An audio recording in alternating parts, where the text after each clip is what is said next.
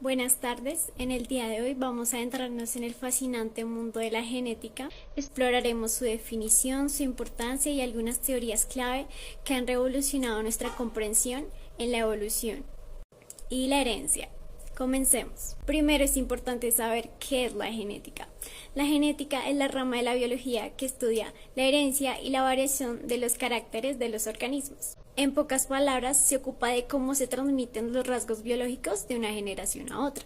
A nivel celular, los genes son las unidades fundamentales de la herencia. Son secuencias de ADN que contienen información para la producción de proteínas, lo cual es importante para el funcionamiento de nuestro cuerpo.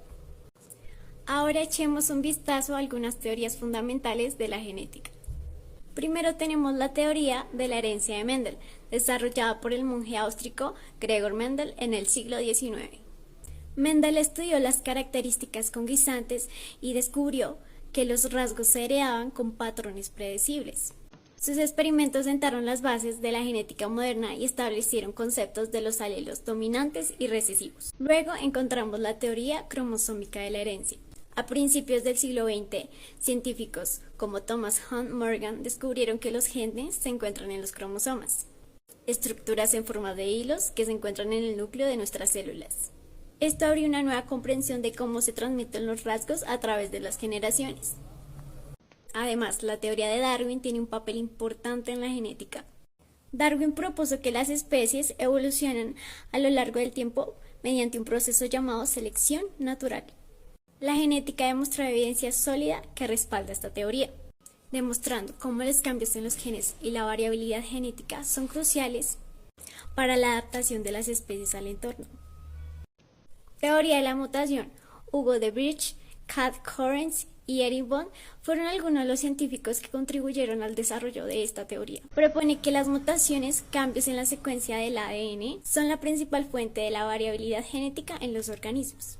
Teoría del equilibrio de Hardy-Weinberg. Propuesta de forma independiente por Hardy y Wilhelm Weinberg. Esta teoría establece que las frecuencias alélicas y genotípicas en una población permanecerán constantes de generación en generación en ausencia de factores evolutivos como la selección natural, la mutación y la deriva genética. Teoría sintética de la evolución. También conocida como neodarwinismo, esta teoría fue desarrollada por varios científicos, incluyendo Theodosis Donskey, Julian Huxley, Ernest Mayr y George Gaylord Simpson. Combina la genética mendeliana con la teoría de evolución de Charles Darwin y explica cómo la variación genética en una población se ve afectada por la selección natural, la deriva genética y otros mecanismos evolutivos. ¿Qué es la epigenética? Se entiende por epigenética que es el estudio de cómo el comportamiento y el entorno pueden provocar cambios que afectan al funcionamiento de los genes. A diferencia de los cambios genéticos, los cambios epigenéticos son reversibles y no modifican la secuencia del ADN, pero pueden cambiar la forma en que el organismo lee la secuencia de ADN. ¿Ok? Entonces, la expresión génica se refiere a la frecuencia o el momento en que se crean proteínas a partir de las instrucciones contenidas en los genes, mientras que los cambios genéticos pueden alterar qué proteína se fabrica. Los cambios epigenéticos afectan a la expresión génica para encender y apagar los genes. Dado que su entorno y sus comportamientos como la dieta y el ejercicio pueden provocar cambios epigenéticos, es fácil ver la conexión entre sus genes y sus comportamientos y entorno. Ahora, ¿cómo funciona realmente la epigenética? Los cambios epigenéticos afectan la expresión de los genes de diferentes maneras. Los tipos de cambios epigenéticos incluyen los siguientes. Primero, metilación del ADN. Metilación del ADN. La metilación del ADN funciona añadiendo un grupo químico al ADN. Normalmente, este grupo se añade a lugares específicos del ADN, donde bloquea las proteínas que se unen al ADN para leer el gen. Este grupo químico puede eliminarse mediante un proceso denominado desmetilación. Normalmente la metilación apaga los genes y la desmetilación los enciende. Segundo, modificación de las histonas. El ADN envuelve unas proteínas llamadas histonas. Cuando las histonas están muy juntas, las proteínas que leen el gen no pueden acceder al ADN con tanta facilidad, por lo que el gen se apaga. Cuando las histonas están poco empaquetadas, hay más ADN expuesto o no envuelto alrededor de una histona y las proteínas que leen el gen pueden acceder a él, por lo que el gen se enciende. Se pueden añadir o eliminar grupos químicos de las histonas para hacerlas más compactas o menos compactas, lo que apaga o enciende los genes. Por tercero y último, el ARN no codificante. Su ADN se utiliza como instrucciones para fabricar ARN codificante y no codificante. El ARN codificante se utiliza para fabricar proteínas. El ARN no codificante ayuda a controlar la expresión génica uniéndose al ARN codificante, junto con ciertas proteínas para descomponer el ARN codificante de modo que no pueda utilizarse para fabricar proteínas.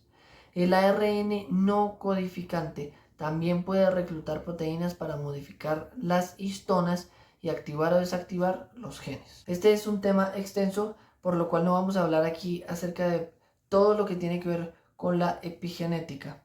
Pero esperamos que con esta información haya quedado más o menos claros los conceptos básicos acerca de la epigenética. Ahora daremos un ejemplo. Vamos a hablar del cáncer.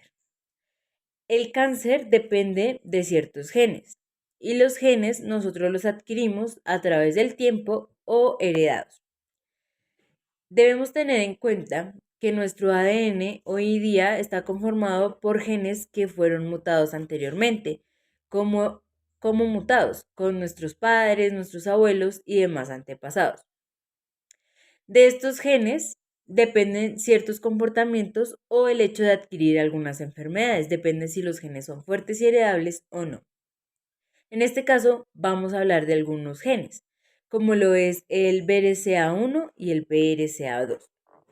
Estos son genes encargados de producir proteínas que regulan el crecimiento y la división celular. Provienen la formación de tumores y están asociados con el mayor riesgo de cáncer de mama y el de ovario. Otros tipos de genes que al mutar son más susceptibles al cáncer son el TP53, que es otro gen supresor, está el KRAS con el HR2, que son genes oncógenos encargados de codificar las proteínas que regulan el crecimiento y la división celular. Como mencioné al comienzo, los genes también los podemos adquirir. ¿Y esto cómo sucede? Exponiéndonos a factores ambientales como son la radiación, exponiéndonos a productos químicos o a un virus. La bioética en el contexto de la genética posibilita abrir un campo de extenso análisis. Por una parte, está la investigación genética, que comprende la investigación terapéutica y no terapéutica en humanos y otras especies, la cual supone la fundamentación y el ejercicio de criterios éticos del investigador en el respeto por los sujetos humanos implicados en la investigación, los animales y el medio ambiente en general. Y de otro lado, promueve el análisis de las repercusiones que en materia social promueven las posibilidades del diagnóstico y la prevención de enfermedades. Es preciso conocer qué hay en el ejercicio de la genética que afecta específicamente al humano y así poder distinguir qué se está haciendo éticamente mal en el contexto del obrar bioético. Entre los distintos campos de investigación genética que puedan presentar mayor relevancia desde el punto bioético se encuentran los siguientes. Primero, manipulación genética humana. Esto en tanto ADN, células, individuos y poblaciones. Segundo, organismos modificados genéticamente. Tercero, reproducción y manipulación de los embriones. Entre los riesgos se destacan mutaciones aleatorias que ocurrieron en el genoma modificado, consecuencias dañinas en las generaciones futuras, extrapolación del procedimiento para fines no terapéuticos e impacto negativo sobre la percepción social de la edición de células. La bioética debe tomar como objeto de estudio y de acción la determinación en el proceso de salud, enfermedad y atención. Específicamente en genética, usando como instrumento los principios declarados por la UNESCO sobre genoma y los derechos humanos, datos genéticos usados y bioética y los derechos humanos.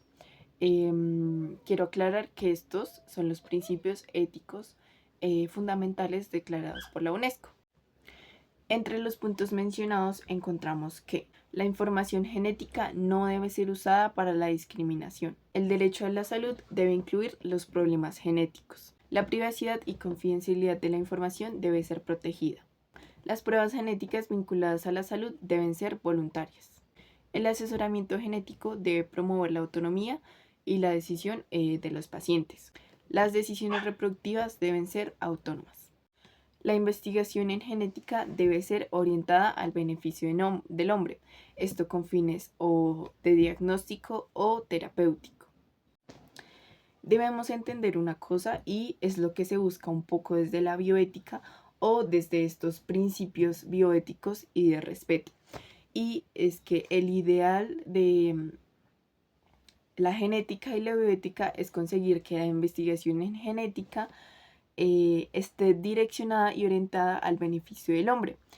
Tenemos que tener en cuenta que digamos que los fines que se quieren es que primero se pueda diagnosticar y segundo puede haber un proceso terapéutico en el que se tenga en cuenta un proceso evolutivo en el que la especie pueda tener mejores condiciones, tal vez pueda tratar enfermedades y por otro lado no se afecte, digamos, su ADN o su genoma a lo largo de todos los procesos genéticos que se puedan llevar a cabo en la actualidad, como los que ya mencionaron mis compañeros, relacionados con la epigenética, con la ingeniería genética, con modificación, como ya nombré, modificación del ADN, de células, de individuos y poblaciones, que puede que en el momento no se vea digamos que su repercusión, pero ya a lo largo del tiempo puede que cambie mucho la sociedad y que en vez de beneficiarnos, nos afecte. Entonces, de una manera más técnica a lo mencionado, lo que se quiere evitar son los procedimientos y la tecnología que dañen y afecten al hombre y sus descendientes. Dados los grandes avances científicos y tecnológicos que puedan volverse contra el hombre, es necesaria la implementación y también la participación de organismos y medios para su control legal, ético y responsable. Para finalizar, los voy a dejar con una frase. La bioética debe convertirse en la conciencia de la ciencia.